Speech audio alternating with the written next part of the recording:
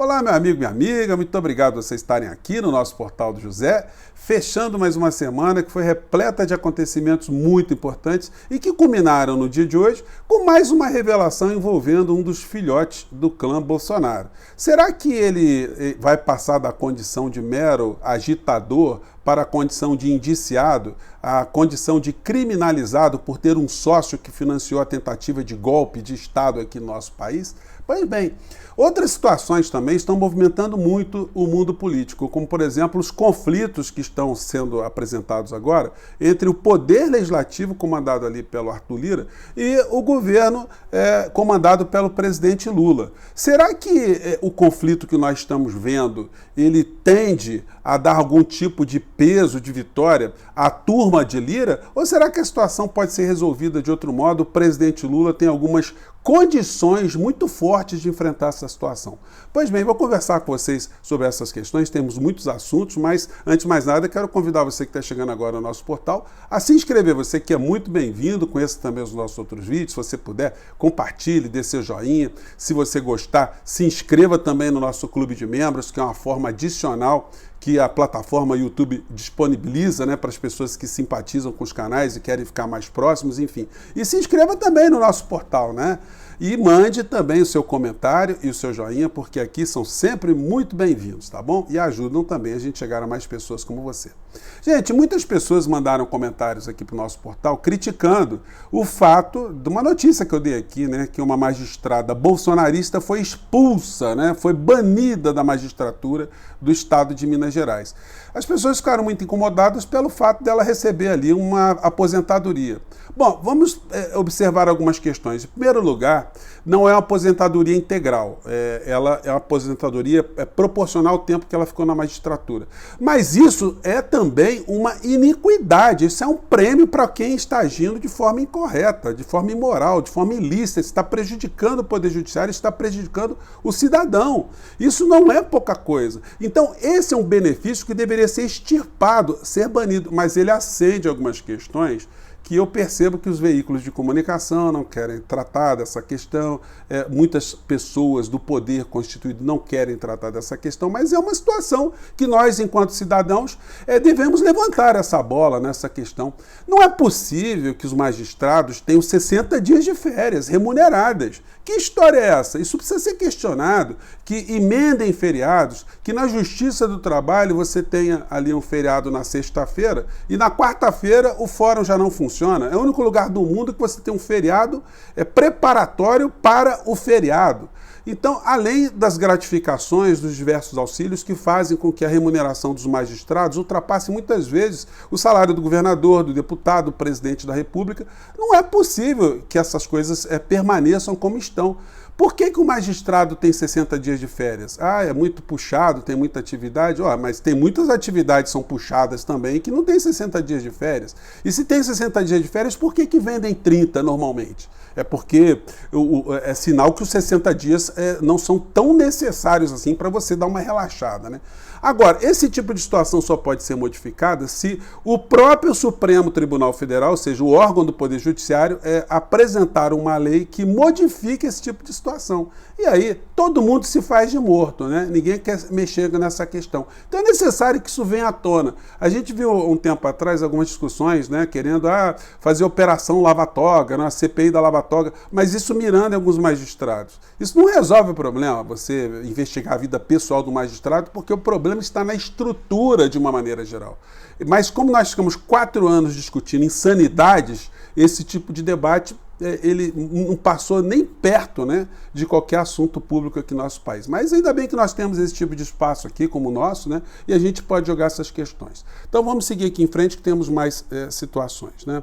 Bom, então o presidente da República ele não pode intervir nos poderes que estão dentro da Constituição Federal, né? O presidente Lula não pode chegar lá para o Arthur Lira e dizer, olha, eu vou organizar agora o poder legislativo com tantas comissões, vocês vão ter tantos funcionários, vamos cortar o cafezinho aqui. Não pode fazer isso porque seria interferência dentro do poder legislativo. E não pode fazer isso também no Poder Judiciário, não pode dizer ali quantos ministros vão atuar, de que forma, como serão organizadas as estruturas. Isso não pode, porque seria interferência de um poder no outro. Do mesmo modo, o Poder Legislativo, o senhor Arthur Lira e os seus próximos, né, vamos dizer assim, de uma forma delicada, não podem ditar as normas de como deve funcionar o Poder Executivo. Então a gente se depara com esse tipo de notícia aqui. Congresso devolve coordenação de inteligência militares e Planalto vê recado a Rui Costa. Mudanças feitas em medida provisória atrapalham divisão de funções entre a Casa Civil e o GSI. Ou seja, é mais uma confusão. Já não basta essa que eles tentaram fazer agora com o Ministério do Meio Ambiente, dos povos indígenas, agora estão embaralhando o negócio todo. Gente, se isso não tiver um freio, então daqui a pouco o governo não vai conseguir fazer absolutamente nada, que toda semana vai ter um deputado querendo mexer, querendo fazer uma configuração diferente, o que é uma coisa absolutamente ilegal. O governo Lula cometeu um erro de ter apresentado esse tipo de reformulação na esplanada dos ministérios via medida provisória. Não precisava, porque o artigo 84 da Constituição diz que isso é prerrogativa do presidente da República. Agora, que ser gentil com o poder legislativo, comandado por uma figura como o Arthur Lira, e aí a situação ficou assim. Então tem que se chegar para o Arthur Lira e falar: Arthur Lira, qual é, né? Dizendo assim como dizem os cariocas, está a fim de atrapalhar? Qual é a sua? O que é que está te bancando no meio dessa história? Qual é o teu propósito, né? Isso tem que ser colocado para a sociedade também, porque não dá para o Arthur Lira simplesmente colocar como refém o Brasil diante dos caprichos de pessoas que se comportam como verdadeiros gangsters, né? Bom, e falando em gangsters, né, a gente lembra polícia, lembra SWAT. Gente, eu não sei se vocês viram essa criatura aqui. Não, tá dando para ver aqui no fundo aqui. Eu já ia pegar o laptop aqui, mas temos um monitor aqui no fundo. Só que o áudio não tá bom. Ele apareceu com um pendrive que disse que ia derrubar o Lula e o Flávio Dino. Vamos ver se dá para vocês escutarem aqui.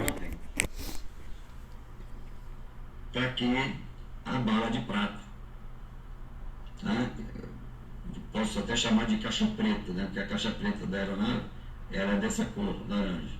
Então isso daqui, quando for na CPMI, porque precisa ser na CPMI, para ter o peso que precisa ter, já cai o ministro Flávio Dino e o presidente Lula. Só com o que está aqui dentro. Gente, é um fanfarrão, né? É por isso que foi ridicularizado lá na CPMI e está sendo ridicularizado por onde passa. Qual é a credibilidade de ter um sujeito como esse para ficar fazendo esse tipo de presepada, de pendrive, né? Bom, caiu no ridículo, mas está lá no Senado exercendo a sua função.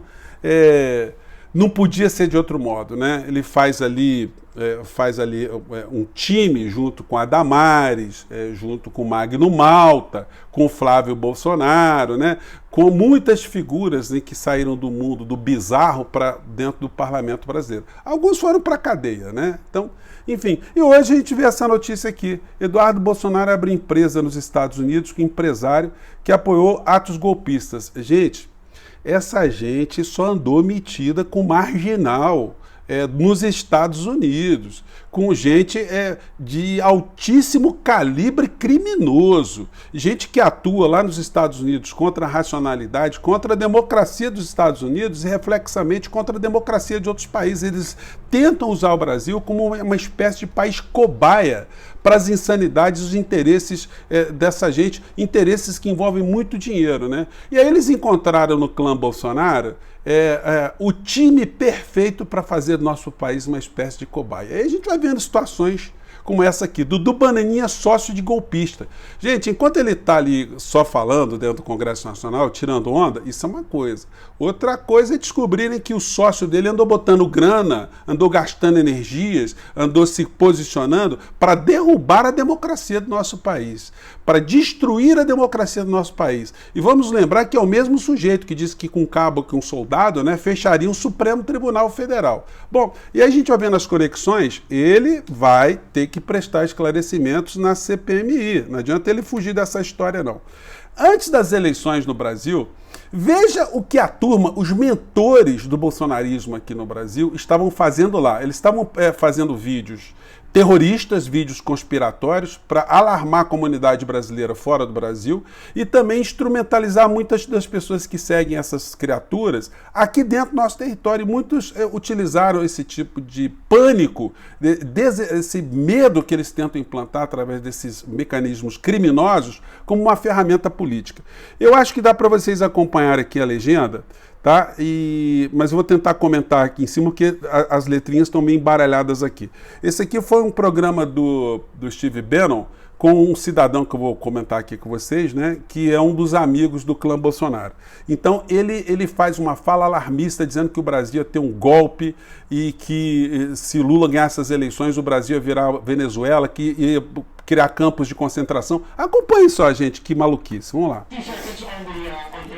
Bolsonaro and the evangelical Christians, are they going to stand up and make sure that Lula, the international criminal, is not going to steal the country? Yes, they have to. Otherwise, Brazil is Venezuela in 3 months. Gulags will be built. They are going to war on the streets last... Então vai ter guerra na rua, vai criar um gulag, ou gulags, né, campos de concentração, enfim. Aí ele diz, na noite passada uma fonte me contou o quê?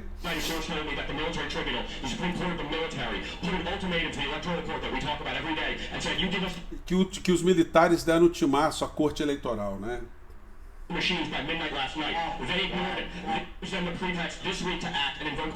E que os militares fizeram a pressão, não foram atendidos, e isso deu o argumento para eles implementarem o artigo 142 da nossa Constituição, ou seja, golpe e intervenção, né? Vocês vejam como é que essa gente estava atuando, né? There's a clever movement on the ground. It is a Christian, evangelical, and Catholic movement. So at 4 a.m. yesterday morning, the federal police have reported... E que os religiosos, todos, Brasil, cristão, evangélico, todo mundo junto, né, contra o ministro Alexandre de Moraes. The Supreme Court Moraes arrested one of the leading pastors. He was asleep in his tent. At 4 a.m., they dragged him out of the tent, they arrested him, and then the other protesters got video of 12 police cars, sirens blazing, as they took him to jail. This is Stalinism. This is Venezuela. Isso é stalinismo, isso é Venezuela. Acho que está dando para vocês acompanharem. They do not... The southern hemisphere is gone. China controls it, and they're coming for us now. If they defeat the evangelical Christians in Brazil, they're going to do it. E aí, gente, esses insanos, quando teve o 8 de janeiro, eles foram comemorar, né? Aqui está o Flávio Bolsonaro com esse terroristazinho de quinta categoria, nesse tipo de programa que eu acabei de mostrar para vocês aqui, como é que eles têm esse tipo de conexão, né? Mas eles se unem a outros criminosos também, né? Esse aqui, gente, é um cidadão que foi condenado a pagar $1 bilhão por fake news, que causou muito sofrimento em pessoas dos Estados Unidos, porque ele foi fazer chacota, foi dizer que o massacre que teve numa escola foi uma coisa montada, que isso não existiu. E aí ganhou ali uma condenação de $1 bilhão. E esse sujeito aqui, simplesmente, ele também é da turminha, né, dos Bolsonaros, né? Tá aqui uma foto dele aqui, é inspirador, né? Porque estão todos juntos na mesma panela e todos trabalharam de alguma maneira com o ex-presidente norte-americano.